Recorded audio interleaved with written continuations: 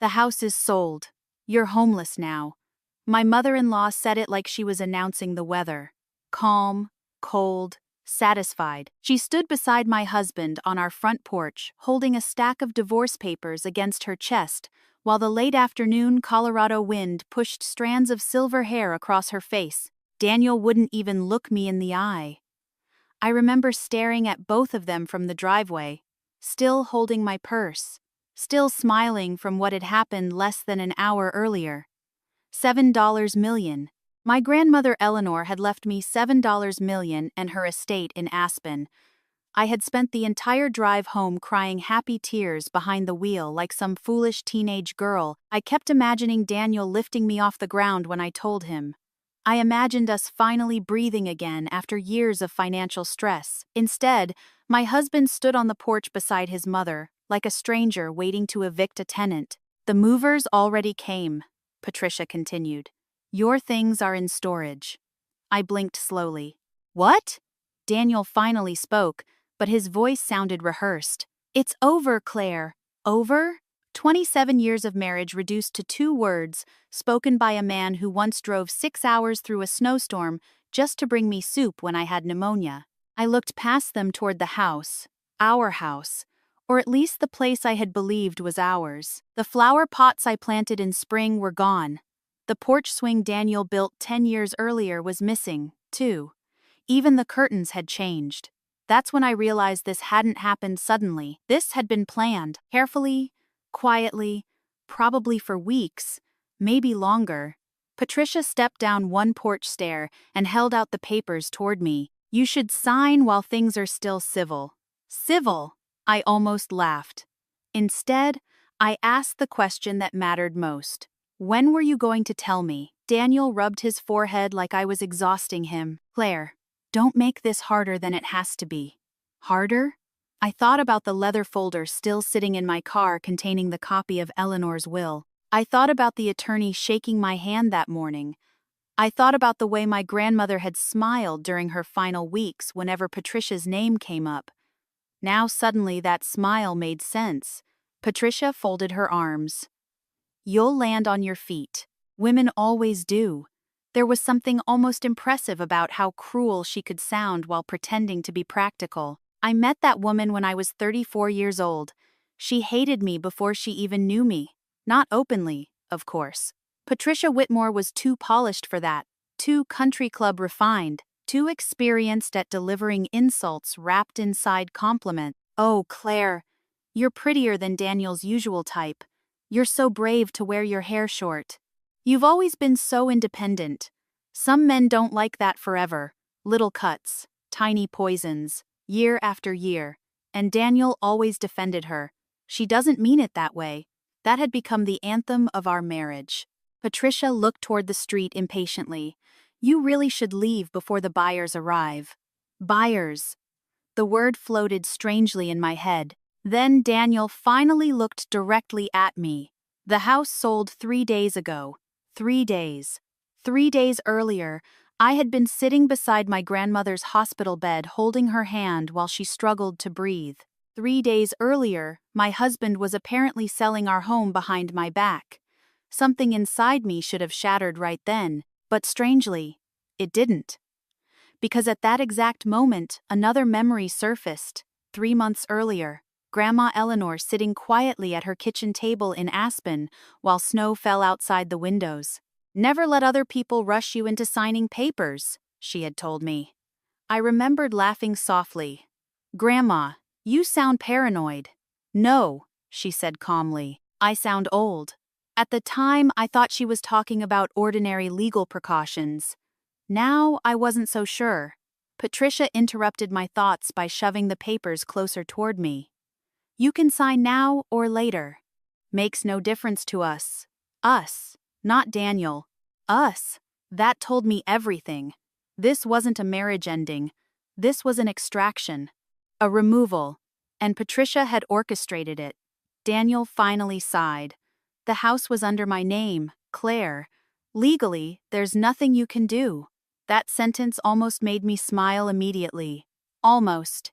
Instead, I asked quietly, You sold it already? Yes. and finalized everything. Daniel nodded once. Patricia smirked. You always were too trusting. There it was. The truth. Not anger, not heartbreak, contempt. They thought I was weak, simple, manageable. The funny thing is, I probably had been. At least until that morning. At least until Eleanor's attorney slid those documents across the desk.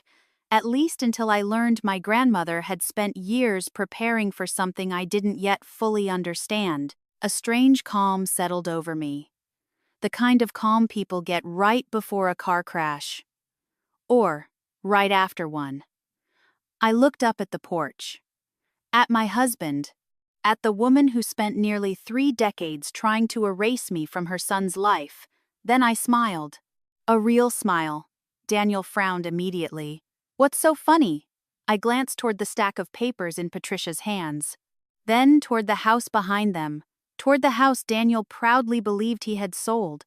And softly, almost gently, I said, Actually, the house you sold belonged to. Neither of them spoke. The wind moved through the trees above us. Patricia's expression shifted slightly for the first time all afternoon. Confusion. Just a flicker. But enough. And standing there in the driveway with the sun dropping behind the mountains, I suddenly realized something important. For the first time in 27 years, I wasn't the one about to lose everything. Patricia's smile disappeared first. Not completely. Just enough for me to notice. The confidence around her eyes tightened slightly while Daniel stared at me like he was trying to solve a math problem in his head. What does that mean? He asked. I didn't answer immediately. Honestly, I wasn't entirely sure myself, not yet. But I knew enough, and more importantly, they didn't know what I knew. That changed everything. Patricia recovered quickly, of course. Women like her always did. She gave a short dismissive laugh and handed the divorce papers back to Daniel. Oh, please, she said. Don't start with dramatic nonsense. But Daniel kept staring at me because after 27 years together, he knew my face. He knew when I was bluffing. And this wasn't bluffing. I slowly walked past them toward the porch steps. Patricia immediately moved sideways to block me. You can't go inside. I looked at her calmly. My coat is still in there. We'll ship it. Ship it, like I was already dead. For one brief second, anger flashed hot through my chest, not because of the house, not even because of Daniel, because of humiliation. Because they had planned this carefully enough to pack my belongings before I even came home from my grandmother's will reading. Daniel finally spoke again. Claire, maybe we should talk privately. Patricia snapped her head toward him immediately. About what? There it was again. Control. She didn't even try to hide it anymore. I suddenly remembered something Grandma Eleanor once told me while we sat together on her aspen porch drinking tea. When a man stops thinking for himself, watch the woman speaking beside him. At the time, I thought she was simply being old-fashioned. Now those words landed differently. I stepped back away from the porch. That's fine, I said quietly. I don't need the coat. Patricia crossed her arms tightly. Good. Then she added the line she had probably rehearsed all afternoon. You should be grateful Daniel is handling this peacefully. Peacefully? I almost admired the Daniel finally looked uncomfortable. Not guilty, just uncomfortable, like a man realizing a dinner reservation might become awkward. That hurt more than yelling would have because once upon a time Daniel had loved me deeply. I know he did. We met in 1994 at a 4th of July fundraiser in Denver. He spilled iced tea on my white blouse, spent 20 minutes apologizing, then asked me to dinner before the night ended. He had kind eyes back then, warm eyes, the kind that made you feel safe, and for years he really was safe. Until Patricia slowly became the third person in our marriage, not openly, subtly, always subtly. She questioned every vacation we took, every renovation, every financial decision, every holiday. When we struggled financially after the recession, Patricia suddenly became even more involved. She helped us refinance, helped organize paperwork, helped Daniel manage accounts. Grandma Eleanor noticed immediately. She inserts herself into your marriage like smoke under a door, she once said. I defended Patricia every time. I defended Daniel, too. That's what wives from my generation were taught to do: protect the marriage, keep peace, absorb discomfort quietly, and slowly, without realizing it, you disappear. The sound of a truck turning onto the street pulled me back into the present. Daniel looked toward the road nervously. A black SUV rolled slowly toward the curb in front of the house. Patricia's expression changed instantly. "That's them," she muttered, "the buyers. Interesting." I watched Daniel straighten his shirt nervously while Patricia forced another polished smile onto her face. The SUV parked. Two men stepped out. One was younger, probably an attorney. The other looked around. 70, expensive coat, silver hair, calm posture. He carried himself like someone accustomed to entering tense rooms without fear. The older man looked directly at me first. Not Daniel, not Patricia, me. Then he glanced toward the house. "Interesting timing," he said. Daniel quickly stepped forward, holding out his hand. "Daniel Whitmore." We spoke on the phone. The older man shook it briefly. "Walter Bishop." His attorney opened a leather folder beside him. Patricia immediately shifted into hostess mode. "We're just finishing a family matter." Walter's eyes rested on the divorce papers in Daniel's hands. "Yes," he said calmly. "I can see that." Something about his tone made my stomach tighten. He turned toward me again. "You must be Claire." I nodded slowly. Walter studied me carefully for several seconds. Then he said something that changed the entire atmosphere instantly. "Your grandmother spoke very highly of you." Daniel froze. Patricia blinked hard. And suddenly, the air felt different. Walter reached into his coat pocket and removed a folded envelope. Cream-colored. My grandmother's handwriting. I recognized it instantly. My heart skipped. Walter held the envelope carefully between two fingers. "She asked me to give you this personally," he said. "But only under specific circumstances." Nobody spoke. Even Patricia stayed silent now. Walter continued calmly. "She said if this house was ever sold without your full knowledge." He paused, then looked directly at Daniel. "There would likely be confusion about ownership." Daniel laughed nervously. "What confusion?" Walter didn't even glance at him. Instead, he handed me the envelope. My hands trembled slightly as I took it. I stared at Eleanor's handwriting across the front. "For Claire, if Patricia finally gets her way." A cold wave moved slowly through my body. Not fear. Recognition. Grandma knew. Somehow, she knew. Daniel stepped closer now. "Claire, what is this?" I looked up at him, really looked at him. At the man I spent almost 30 years trusting. Then I looked at Patricia, and for the very first time since meeting her, I saw fear behind her eyes. Real fear, not social embarrassment, not irritation. Fear. Walter's attorney quietly opened another folder. "I believe," he said calmly, "before anyone moves into this property, we should discuss the trust agreement connected to the estate." "Trust agreement?" Daniel's face lost color instantly. Patricia whispered, "What trust?" And standing there beside, "On the quote, end quote, ride, end quote, on quote, I quote, I quote, I quote, I quote, I quote, I quote, end quote, I quote, I quote, end a quote." Nobody spoke for several seconds after the words trust agreement left the attorney's mouth. The neighborhood suddenly felt too quiet. A dog barked somewhere down the street. Wind rustled through the pine trees lining the sidewalk. Across the road, Mrs. Hargrove was watering her roses, pretending not to stare. Daniel swallowed hard. "I think there's been some misunderstanding." Walter Bishop calmly removed his gloves. "No," he said.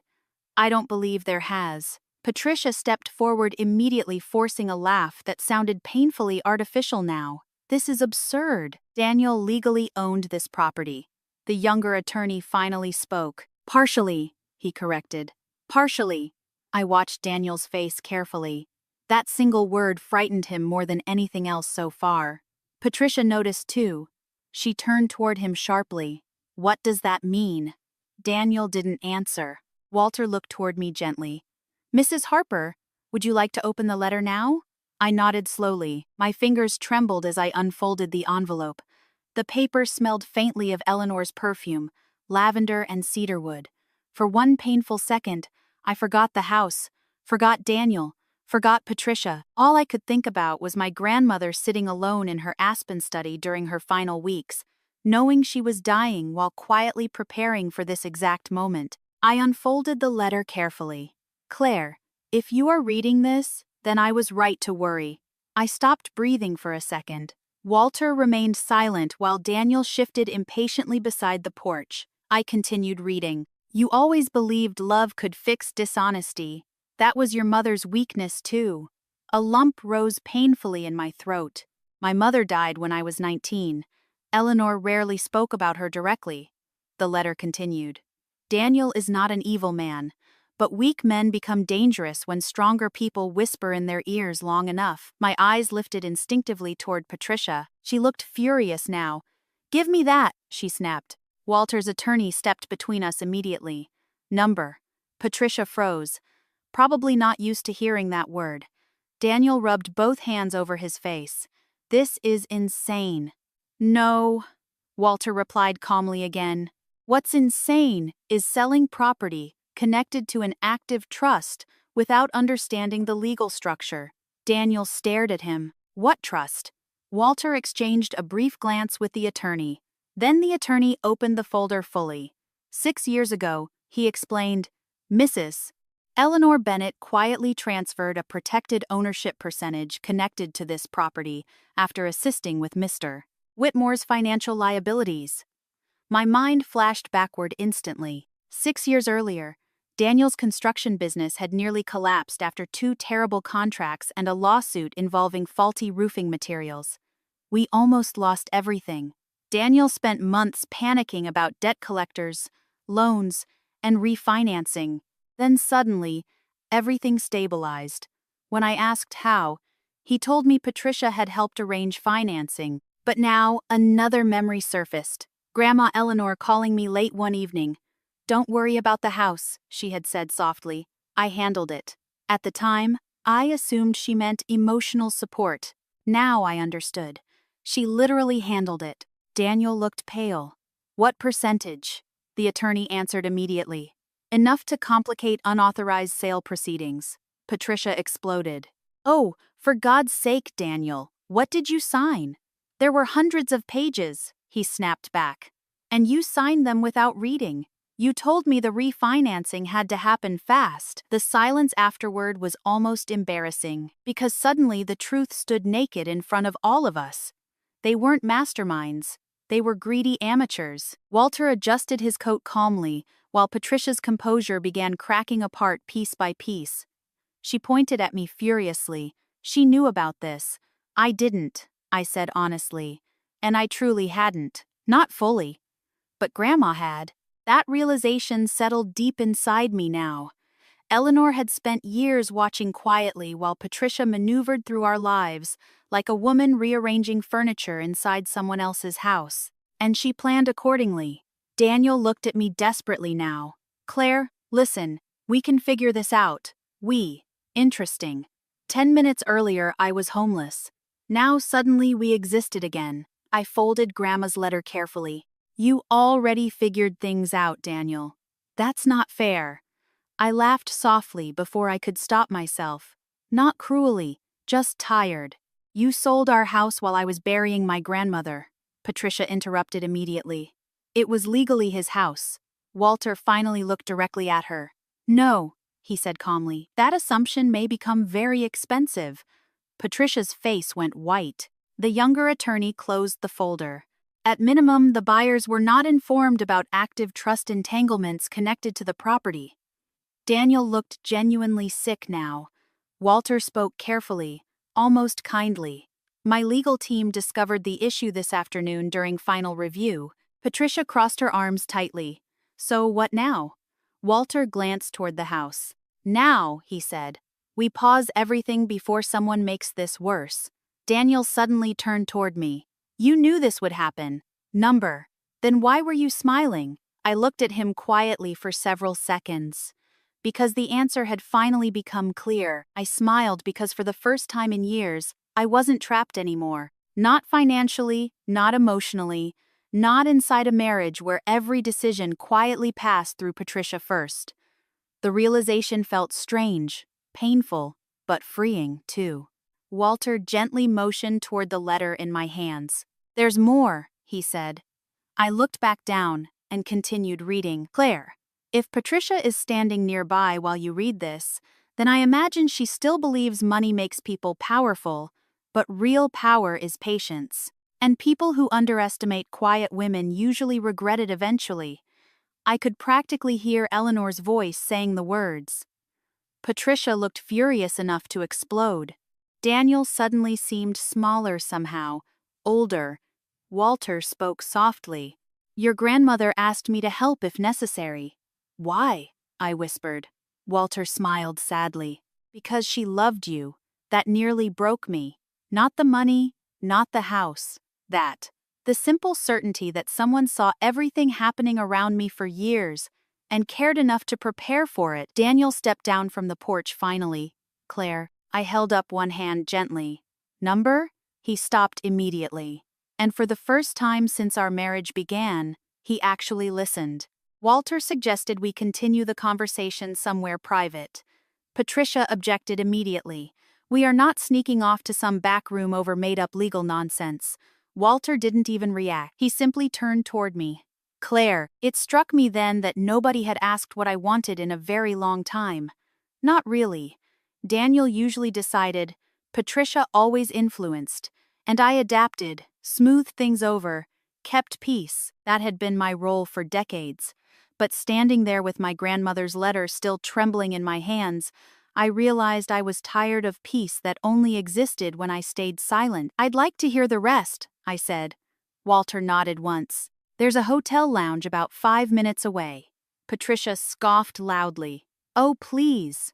But Daniel interrupted her this time. "Mom, stop." The words startled both of us. Mom, not Patricia, not mother. A little boy's voice hiding inside a 70-year-old man. Patricia looked offended. Daniel looked exhausted. The younger attorney handed Walter another folder while I slowly walked back toward my car. Daniel followed me halfway down the driveway. "Claire, wait." I stopped but didn't turn around immediately. His voice softened. "You know I'd never intentionally hurt you." I closed my eyes briefly. There it was again. The careful wording. Not "I didn't hurt you," just not intentionally. I turned slowly toward him. "You sold our house while I was at my grandmother's will reading." His shoulders sagged. "It wasn't supposed to happen like this." How was it supposed to happen? He opened his mouth, then closed it again. Because there was no answer that didn't sound ugly. Patricia suddenly called from the porch. "Daniel." One word. Sharp enough to cut rope. And like instinct, he looked back at her immediately. That told me everything I needed to know. Again. The hotel lounge was quiet and dimly lit. Mostly older couples eating early dinners and tourists escaping the evening cold. Walter reserved a private corner table near the fireplace while his attorney spread documents carefully across the polished wood. Daniel sat beside me automatically. Patricia sat beside him even faster, like she was afraid physical distance might weaken her control. I kept Grandma Eleanor's letter folded tightly in my lap. Walter removed his glasses.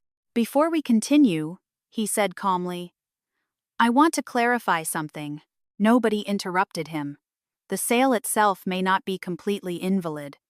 Patricia immediately smirked again, but Walter continued. "However, depending on intent, disclosure, and timing, several serious legal complications exist." Daniel rubbed his forehead. "What complications?"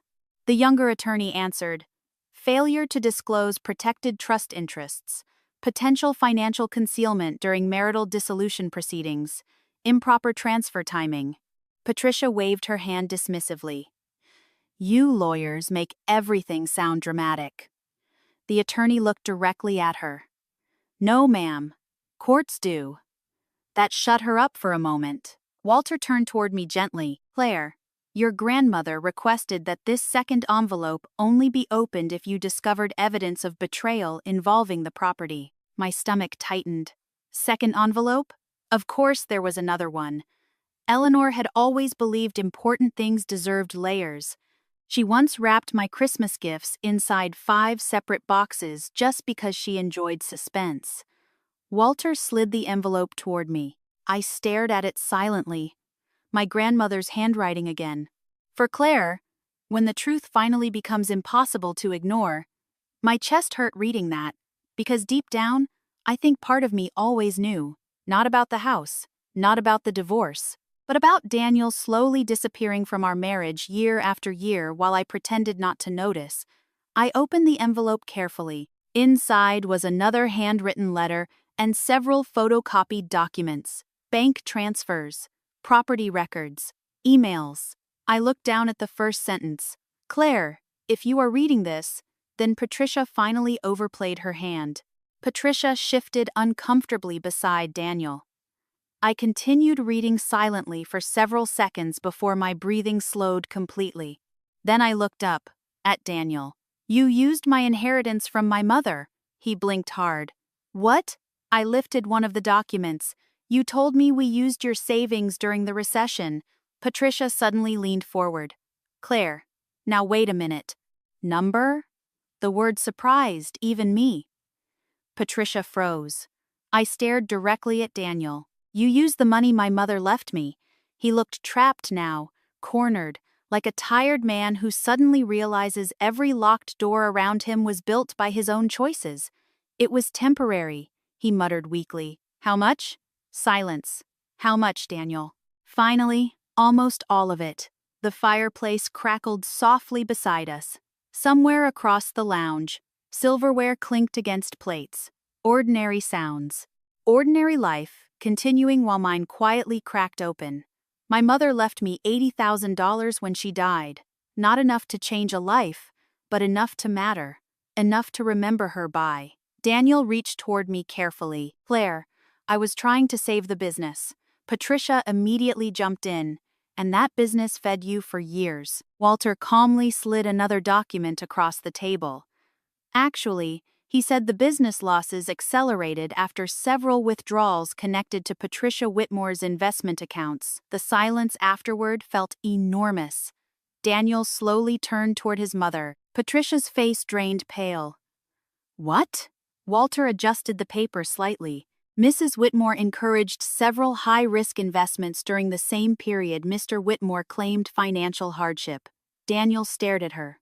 You said those accounts were protected. Patricia snapped instantly. They were supposed to be. Supposed to be. There it was, the truth finally dragging itself into daylight. Daniel wasn't innocent, but he wasn't the mastermind either. He was weak. Weak enough to follow the loudest voice in the room. Grandma Eleanor had seen that years before I did. I looked back down at her letter. You cannot save people who willingly hand their conscience to someone else. A tear slid down my cheek before I could stop it. Not because of the money, because I suddenly realized how long I had been fighting alone for a marriage Daniel stopped protecting years ago. Walter spoke softly. Your grandmother didn't want you destroyed financially after the divorce. Divorce. The word sounded different now. Not like death, like release. Daniel finally whispered, Claire, I'm sorry. And for the first time all evening, I believed he meant it. But strangely, that no longer changed anything. The strange thing about betrayal is this. Sometimes the pain doesn't arrive all at once. Sometimes it comes quietly, layer by layer, until one final truth makes everything collapse together. That night in the hotel lounge, I watched 27 years of marriage unravel in less than an hour. And oddly enough, I wasn't the person falling apart. Patricia was. You're making me sound like some criminal, she snapped at Walter. Walter remained perfectly calm. I'm making you sound documented. The younger attorney slid another set of papers across the table. Patricia barely looked at them. Daniel did. And as he read, something changed in his face. Shock first, then confusion, then anger. Real anger. Not toward me, toward her. You moved money out of the business account. Patricia crossed her arms defensively. It was temporary. Daniel laughed once under his breath, a bitter sound. That's what I told Claire. Patricia's eyes narrowed instantly. Don't start blaming me for your decisions. My decisions? Daniel stared at her. You told me Claire would take everything if we waited, and I was protecting you. No, he said quietly. You were protecting yourself. That sentence hung heavily over the table. I sat silently beside them, watching the two people who had spent years operating like a team suddenly turn on each other the moment consequences appeared. Grandma Eleanor used to say, "Greed is loyal only until fear arrives." Now I understood exactly what she meant. Walter closed one folder calmly. At this point, I strongly recommend everyone retain separate legal counsel. Patricia scoffed. Oh, please, nobody's going to court over this. The younger attorney looked directly at her. Ma'am, there's already enough here for civil litigation. Daniel went pale again. Patricia snapped toward him immediately. Stop looking frightened. I should be frightened. No, you should stay calm and let professionals handle this. Daniel suddenly laughed again, this time louder. Professionals? Mom? You told me this would be easy. Every older couple in the lounge was pretending not to stare now. Patricia lowered her voice sharply. Keep your voice down. But Daniel had finally reached that dangerous emotional place people arrive, that when humiliation becomes stronger than denial. No, he said. You pushed this. Patricia leaned closer. And who signed the papers? You said Claire would never know. You said the trust wasn't important. You said the house was safe. You said a lot of things. Each sentence came out harder, sharper, years of obedience cracking open all at once. And suddenly I saw something clearly. Daniel had spent his entire life trying to earn Patricia's approval, even now, even after everything.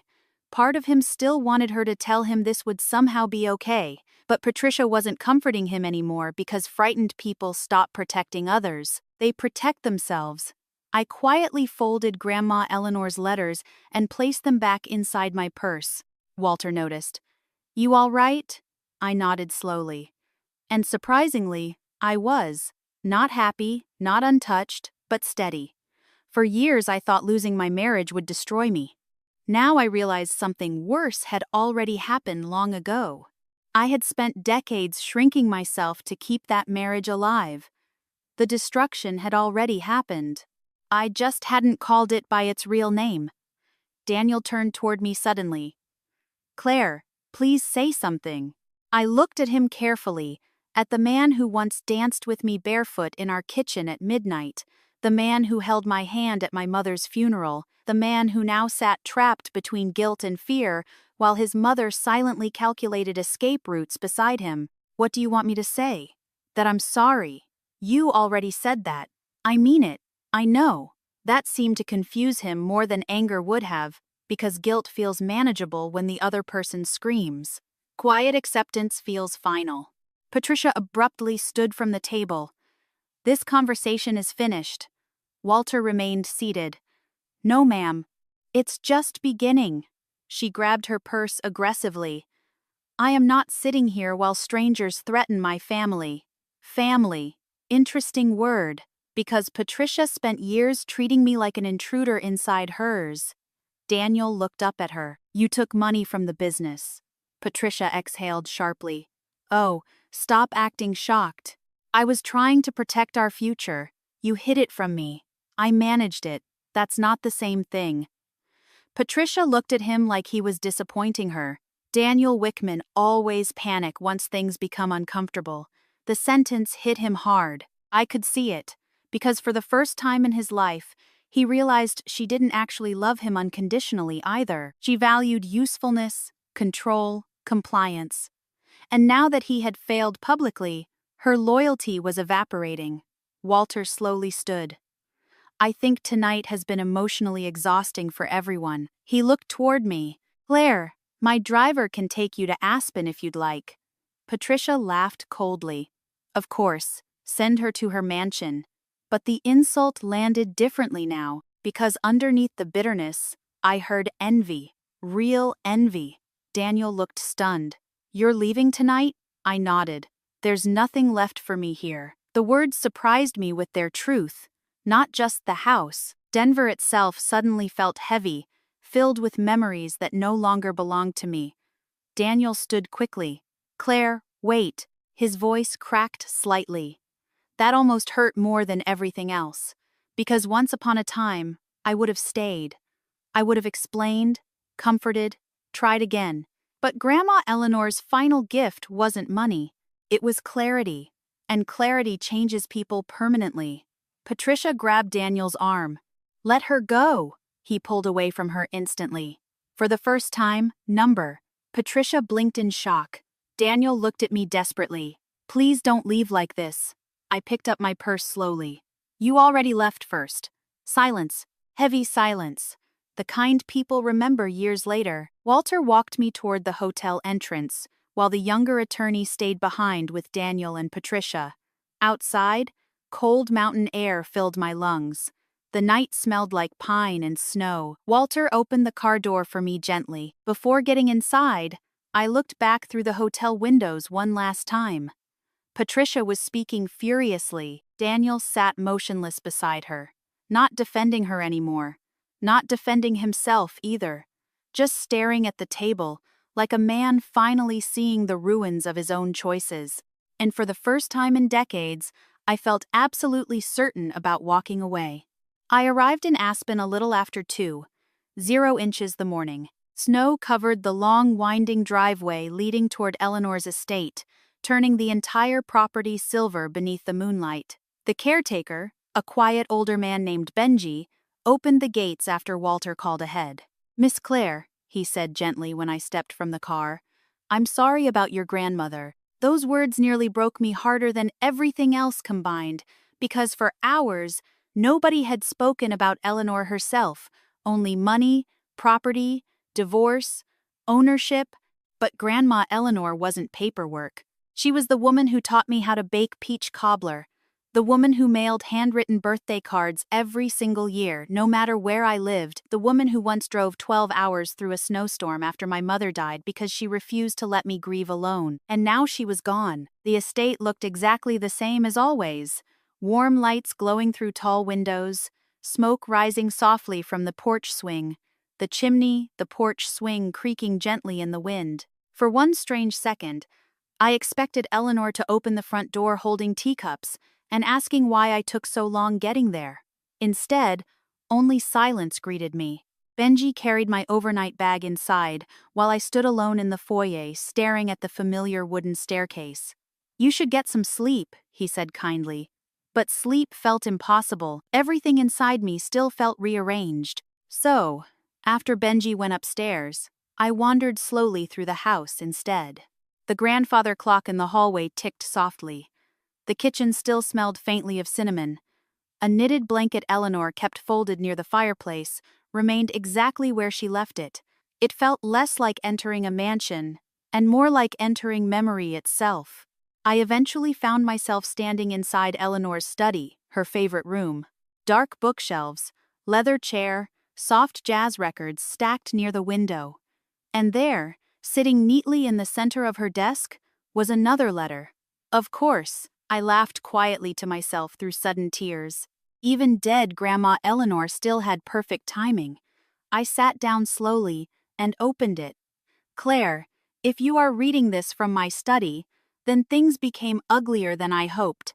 I smiled despite myself. "That woman knew everything," the letter continued. "First, breathe. You have spent most of your adult life carrying everyone else's emotions before your own. That habit will exhaust you if you let it continue." I leaned back slowly in Eleanor's chair. Outside, snow drifted quietly past the windows. Inside, the house felt calm, in a way my own home hadn't felt in years, maybe ever. The letter continued. "You will be tempted to rescue Daniel emotionally. Do not confuse pity with responsibility." That line landed directly in my chest because she was right. Even after the betrayal, part of me still worried about him. Not romantically, habitually. Women my age were raised to become emotional caretakers. We soothed, we repaired, we absorbed damage quietly. And after enough years, you stop noticing how heavy that becomes. I folded the letter slowly and stared around the room. Then I noticed something else on Eleanor's desk. A leather journal, my name written across the front. I opened it carefully. Inside were years of notes, observations, thoughts, little things Eleanor noticed but rarely said aloud. One page stopped me cold. Claire apologizes constantly for are not her fault. Another, Daniel watches Patricia before answering difficult questions. Another, Claire still believes love means endurance. I closed the journal gently, not because I was angry, because I felt seen, completely seen, and maybe for the first time in my entire adult life, understood. The next morning, Aspen looked breathtaking beneath fresh snow. I made coffee in Eleanor's kitchen while sunlight spilled across the mountains outside the windows. For the first time in months, my shoulders didn't hurt. I hadn't realized how tense my body became, living around constant emotional pressure. By noon, my phone began exploding with missed calls. Daniel, again and again. Voicemails, texts, emails. I ignored all of them until one clears throat message finally caught my attention. Please don't let 30 years end like this. I stared at the screen for a long time, then quietly deleted it, because the truth was, our marriage hadn't ended in one night. It ended slowly, piece by piece. Every time he chose silence over honesty, every time he let Patricia humiliate me to avoid conflict, every time I accepted less than respect because I thought loyalty required sacrifice. That afternoon, Walter called to update me. The buyers froze everything, he explained. Your husband's attorney is requesting negotiations. My husband, Walter chuckled softly. Sorry, habit. Oddly enough, hearing the word husband now felt unfamiliar, like clothing that no longer fit properly. Walter hesitated briefly before continuing. There's something else. What? Patricia hired separate counsel this morning. I closed my eyes slowly. Of course she did. She's blaming Daniel. Yes, I sat quietly beside the fireplace while snow fell heavily outside. Then, unexpectedly, I started laughing. Not cruelly, not hysterically, just tired laughter from a woman finally watching years of manipulation collapse under its own weight. Walter laughed softly, too. Your grandmother predicted that part exactly. I'm not surprised. After we hung up, I walked outside onto the porch, wrapped in Eleanor's old wool coat. The mountain air stung my lungs beautifully. Everything looked clean, still, honest, and standing there alone in the silence. I realized something important. I wasn't lonely. Not even a little. For years, I confused companionship with safety. But real safety, real peace, comes from not having to earn basic kindness every single day. That evening, as sunset painted the snow gold and orange across the mountains, I finally stopped mourning my marriage because deep down, I knew I had actually been grieving it for years. 1 year later, I stood in Eleanor's kitchen watching sunlight spill across the snow-covered mountains, while a blueberry cobbler cooled beside the window. The house smelled like cinnamon and coffee, peaceful, warm, lived in. For a long time, I thought healing would feel dramatic somehow, like a movie scene where everything suddenly makes sense and all the pain disappears overnight. But healing, at least for me, arrived quietly, in small moments. The first morning I woke up without anxiety twisting inside my stomach. The first evening I realized I hadn't checked my phone, waiting for Daniel's mood to determine mine. The first holiday dinner where nobody criticized the way I cooked, dressed, spoke, or laughed. Tiny freedoms. That's what healing really was. Tiny freedoms repeated enough times to become a life. Outside, fresh snow drifted gently across the Aspen property, while guests slowly began arriving for dinner. Nothing extravagant, just people who genuinely loved me. Benji carried wood toward the fireplace, while my old friend Marianne arranged flowers across the dining table. W. Alter arrived, carrying 2 bottles of wine, and immediately started arguing with Benji about football. Normal things, good things. The kind of things I spent years believing would eventually happen inside my marriage if I just tried harder. But some homes never become peaceful because chaos benefits the people creating it. That lesson took me nearly 70 years to understand. Marianne walked into the kitchen smiling. "You look lighter." I laughed softly. "That obvious?" "Yes." She kissed my cheek gently before lowering her voice. "Have you heard from Daniel?" I nodded once. Twice, actually. The first letter arrived 6 months earlier. Apologies, regret, loneliness. The second came shortly before Christmas. Shorter. Sadness replacing excuses.